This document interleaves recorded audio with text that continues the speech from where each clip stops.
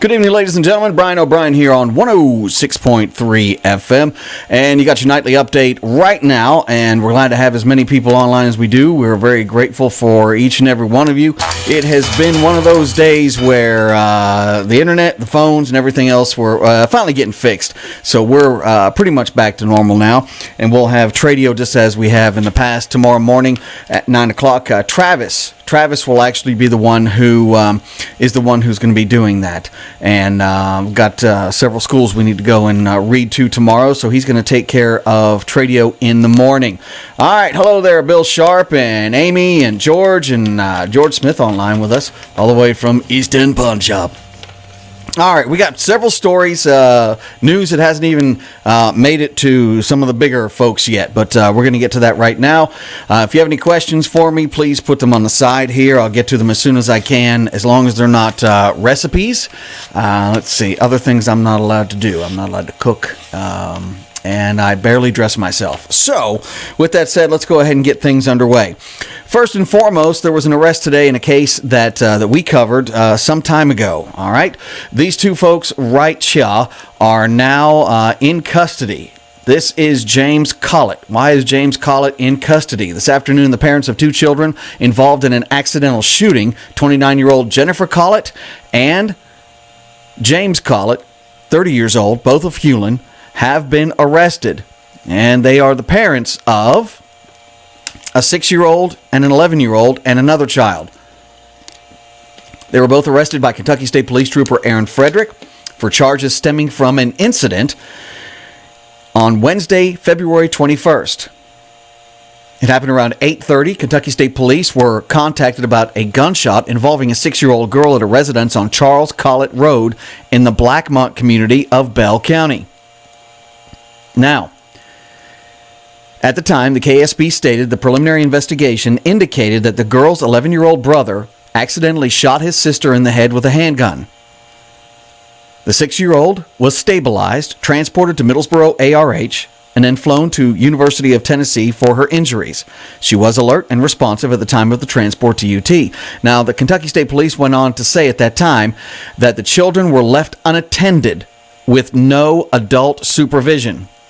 Once again, no adult supervision. Now, their grandparents were next door, and the 11-year-old went to the grandparents to call police. They were left unattended with no adult supervision inside the home with several loaded firearms that were not properly secured. After a thorough investigation, Trooper Frederick had them arrested and charged, the pair of them, with both wanton endangerment and endangering the welfare of a minor, 3 counts each. Why were there 3 counts? There were 3 counts because there were actually 3 children in the home at the time.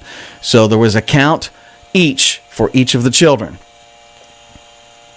They were both lodged in the Bell County Detention Center on $150,000 bonds each. 54-year-old Lloyd Edward Smith of Kettle Island did something, in my opinion, very stupid tonight, and now police are looking for him. This is Lloyd. Lloyd was coming out of Long's Pickpack in Pineville, and he was identified as a man who stole the wallet of an employee at Long's Pickpack. She was working, he saw the wallet, he stole it. Now, if you know his whereabouts, please call Bell County Dispatch at 337-6174. Pineville Police Officer Curtis Pingleton is in charge of the investigation. Here is a picture of this gentleman from one of the many other arrests he had. This is, again, Lloyd Edward Smith. Police are looking for him. All right, moving on. There was a threat made at Knox County High School today. Knox County, Kentucky High School. We have to be very clear about that. At 11:45, Kentucky State Police, Post 10 in Harlan, received a call about threats written on the bathroom wall at Knox Central High School in Knox County.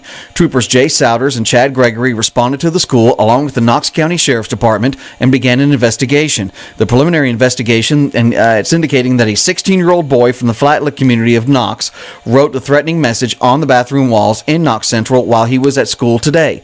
KSP was able to make an arrest and charge the 16-year-old with terroristic threatening second degree as a juvenile. The juvenile was transported and lodged in the Breathitt County Juvenile Detention Center, and the case is still under investigation. WYMT is reporting that a tip led police to Knott County Central High School on Monday morning about a drug deal outside the school.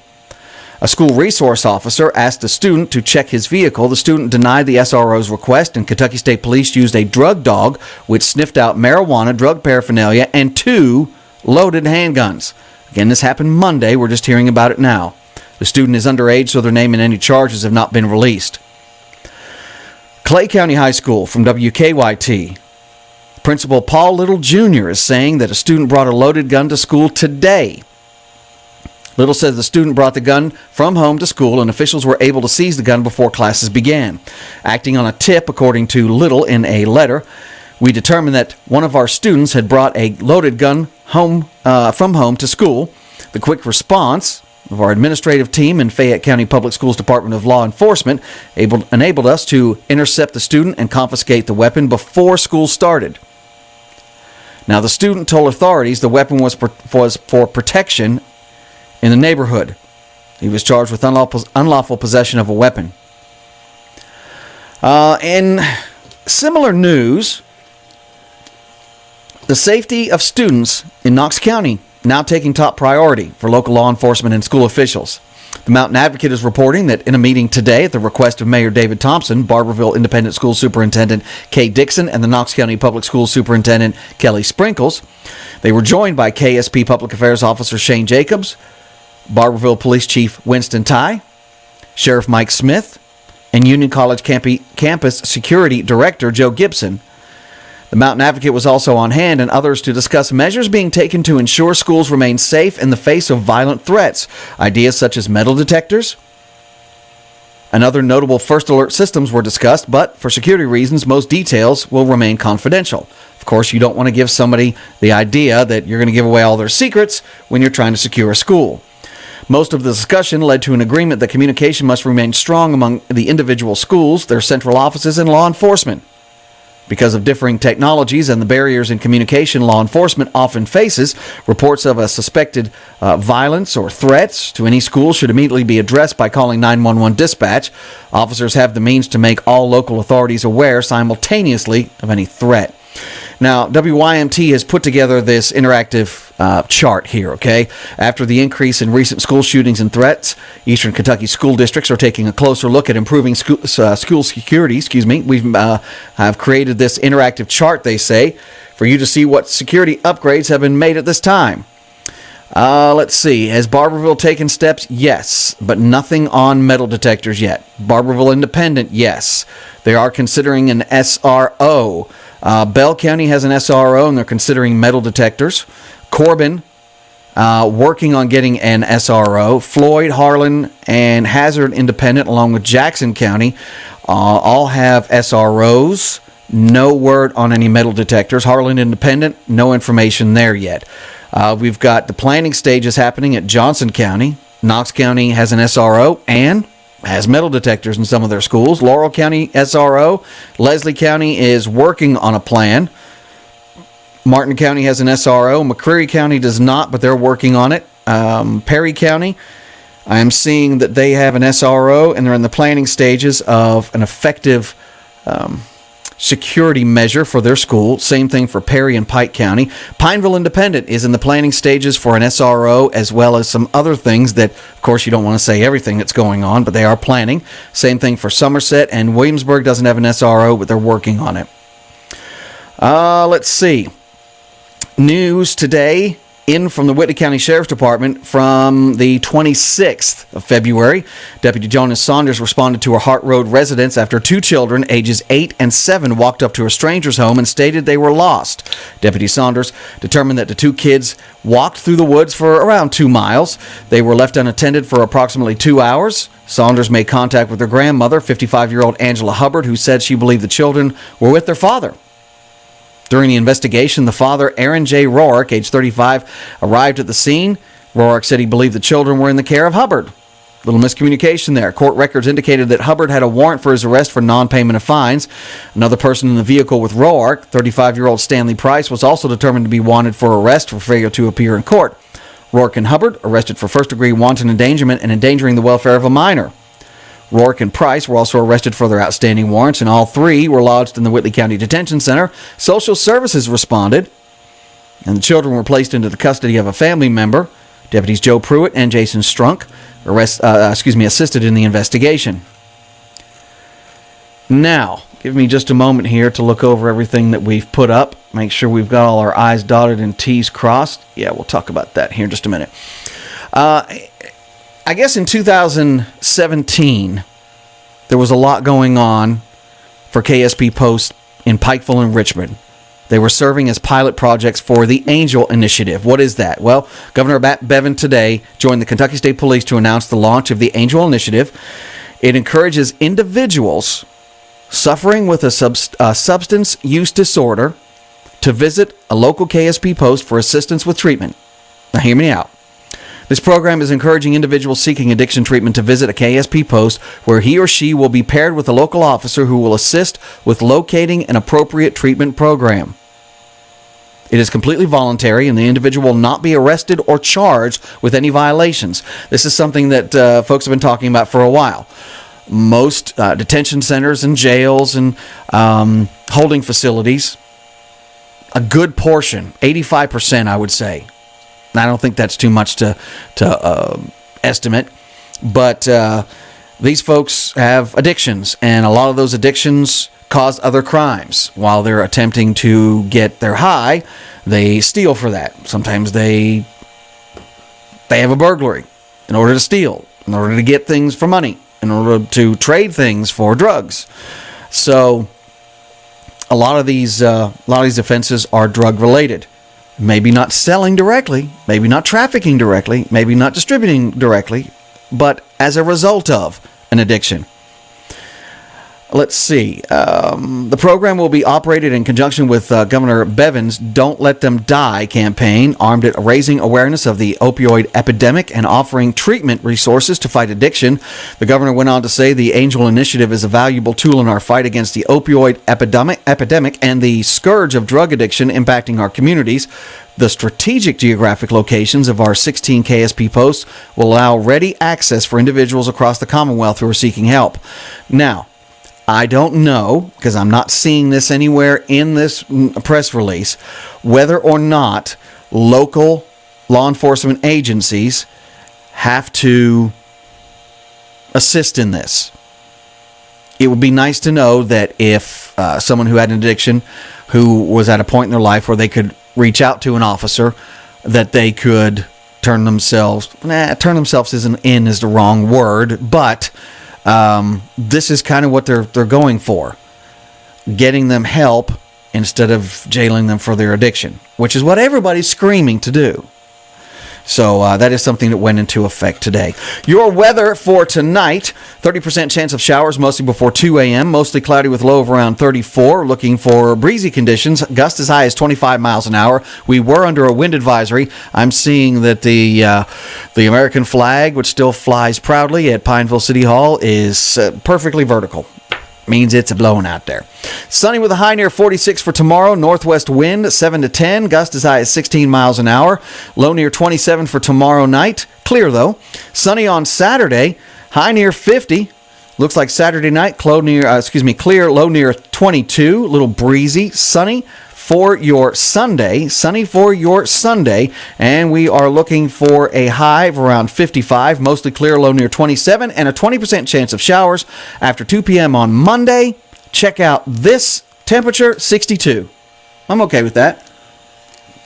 A lot of folks are saying that we're still going to get some winter weather. Not sure if that's going to be in effect. We could in some of the higher elevations see a couple of flakes. There you go. Playing at the Middlesboro Theater this weekend, Black Panther. Also have Game Night. Black Panther is PG-13. Game Night is rated R. Peter Rabbit is an hour and 34 minutes. Is that all I got? Just 3? There we go. 50 Shades Freed. That's also an R. So there's your update tonight on 106.3 FM. If there's anything at all that I can help you out with, just let me know. I'm not seeing any questions on our list here. Sorry. SRO stands for School Resource Officer, if I didn't say that. School Resource Officer. Let's see. Anybody else? Give me just a second here. This is nonsense. Kids bringing guns just to do it. Yeah, it is. I do have one more thing. 2, actually. Let me go with something that has a little more substance than what I've talked about so far. What you're seeing on the screen right now is a meeting for a meeting for a meeting.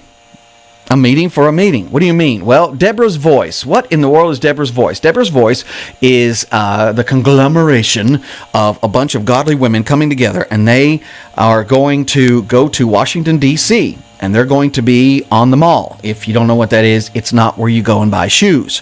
They're going to be in Washington, D.C., and they're gathering together to support one another and to have a positive message about what's going on in our country. Not all this negativity. They're not going to be wearing any interesting hats. They're not going to be acting vulgar. They're there to uplift the name of Jesus, and they're there to support encouragement for our country. And it's a regional rally that's coming up Friday, March 16th at 7 p.m. at Harlan County High School. We had one a few nights ago at our church in Calvin. And it's just an opportunity. You can check into it. It's a 501c3 situation. They are taking donations, of course. And they've got a lot of private donations that are going to get them to the mall at Washington, D.C., so that those in Washington can also see that there are two sides of a coin. There's not just one that believes that all rights are being taken away. There's actually some that are there to support the good that is going on in our country. So if you want to be a part of that, get to Harlan County High School Friday, March 16th, and it's in the auditorium. And what was the last thing? I kind of went on a bit of a tear today because I was upset about cable service here in Bell County. And I'm going to leave you with this, okay? I'm not going to let this go because I think it is something that is important. But I along with many others, as a business owner, I pay for a service. That service is cable. That service is internet. That service is also telephone. When those things are not working, I am unable to perform the duties of the radio station. We're unable to have the call-in shows, and we're just not able to provide the services that we are known for. I pay a price for that cable. You pay a price for your cable. You expect it to work. The analogy I made is when you go and buy a dozen eggs, you go and you pay for a dozen eggs. You don't pay for 11. You don't pay for 10. You don't pay for half a dozen. You pay for the full dozen. At times, that doesn't count to Spectrum. Now, my personal opinion is, not the opinion of the station, even though it's my place. My personal opinion is that since Spectrum was branched off of Time Warner, and by the way, Time Warner still owns the whole shebang, but they had to branch off in order to meet the FCC and SEC requirements, okay? There are no other cable systems in Bell County. Infrastructure's not there to have somebody else come in. And who is going to want to spend millions and millions and millions of dollars to rerun a bunch of fiber optic and cable and so on and so forth, and the hubs, the nulls, everything else, the amplifiers? Who's going to want to do that? Now, I see that Wade's saying old cable and they don't want to replace it, but the county is actually full fiber optic now. Didn't know that. Yep, it really is. Did you also know that Pineville had fiber optics underground? What? Yes, they were one of the first to do that. Anyway, with that said, I've been taking some information from Mayor Jim Gray out of Lexington, and he has two really, really good hotshot guys who know how to hold those accountable that are providing us services. Okay, and one of them happens to be Spectrum/Time Warner. I have a suggestion for you. Make sure if you have Spectrum that you go to your local cable company and make sure you're actually on Spectrum and you're not still on Time Warner. There is a price difference. Just go check, okay? Could save you some money. Telemedia was the best. That's right, Robert. That's when South Bevins was having people run lines here, there, and everywhere, but it didn't go off. Continuing on. So I got upset because this is a constant problem in Bell County. I know there's some people that really enjoy Spectrum, and I tried to deal with not saying anything as long as I could until I got to a point where I was like, look, I've met with the government liaison in Mayor Scott Maiden's office. We asked her some very difficult questions. She didn't really answer them, and she pretty much just put a pacifier in our mouth. And she said, call us. She left, and we've called. We haven't heard from her since. With that said, I'll just say that there's a responsibility and expectation of service. And that expectation of service means that when I pay for something, I expect it to work 98% of the time. Their uptime is not even close to 98%. A lot of people are not getting the speeds on the internet that they're supposed to. We didn't.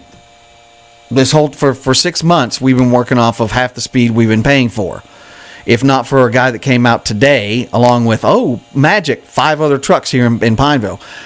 The line running to the building was off by a huge amount. So I've been paying for double what I've been getting. As many of you may be doing the same. Anyway, not on Old Cross. They told us if weather of some sort knocked it off, they wouldn't replace it. Oh, great.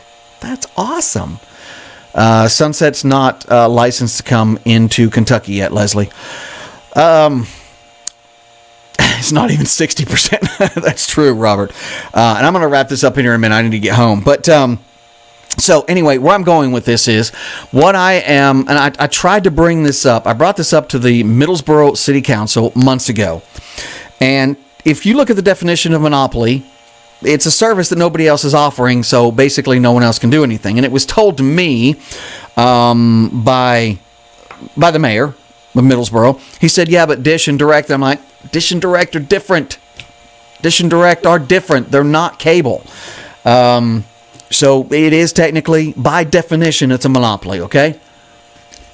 So anyway, with that said, I said, you do know in your franchise agreement that there is a expectation of service and that you can hold what's known as a public evaluation hearing or a performance evaluation hearing.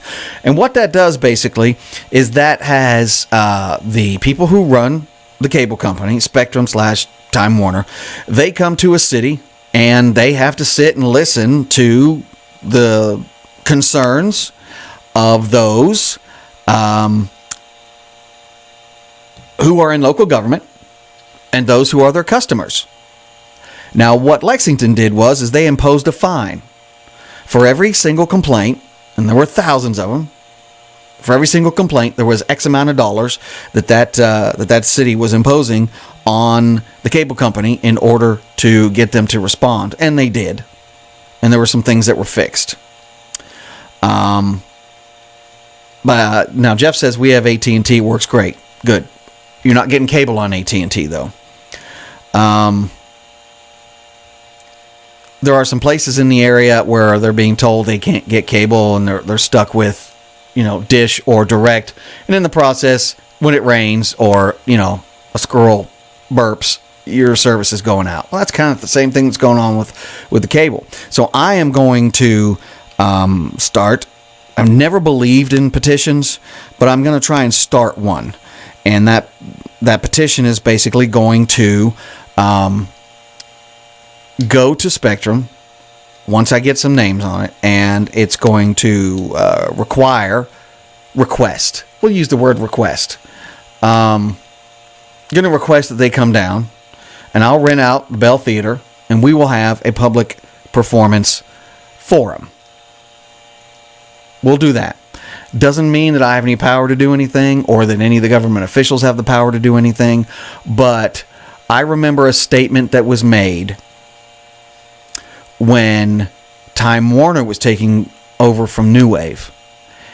And the person came down, the government liaison came down with one of the other Spectrum folks and said, we don't have to do this, but we're being considerate. What they didn't have to do was, they didn't have to show up and say, you know, we're taking over and you have no say in the matter. But that's what she said. She goes, there's nothing you can do about it. Those are her words, not mine. There's, you know, we don't have to ask your permission to do this merger. We're just telling you it's happening. You have an expectation of service, especially when rates are raised.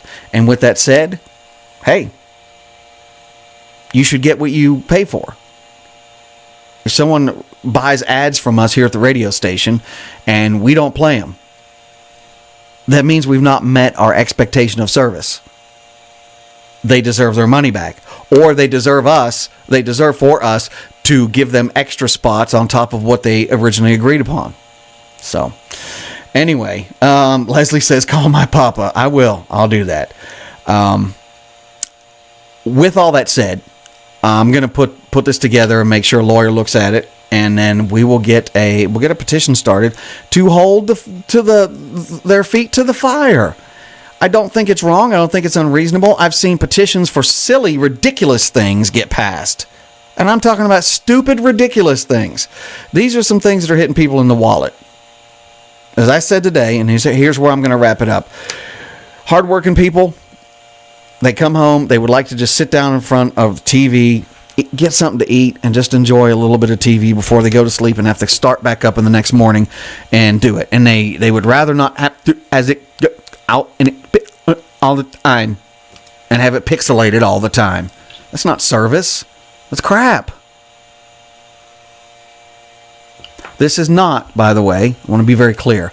We have got a lot of great local people working for Time Warner / Spectrum. This is not them. They don't have control over this. And I would imagine they probably heard an earful from the people in the community. Go easy on the folks who are local. They're doing the best they can. They want to keep their jobs, okay?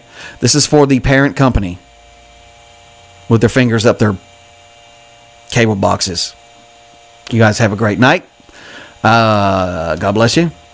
And we'll talk to you. Well, Travis will talk to you in the morning. He's going to do Tradio. I will be putting on silly hats and talking to children. Yep. My people. You guys take it easy. God bless you. Let's see. Should I leave you with the spiffy music? Hang on a second. All right. Spiffy music coming your way. It's Brian O'Brien on 106.3 FM, your nightly update here on the big one. Hope you have a great night. God bless you. Oh, if you have any breaking news, let us know. If you see anything or hear anything, let us know. We'll get to it as soon as we can. Check out our Facebook page for breaking news. We try and break it before it's broken. Or something like that. Good night. God bless.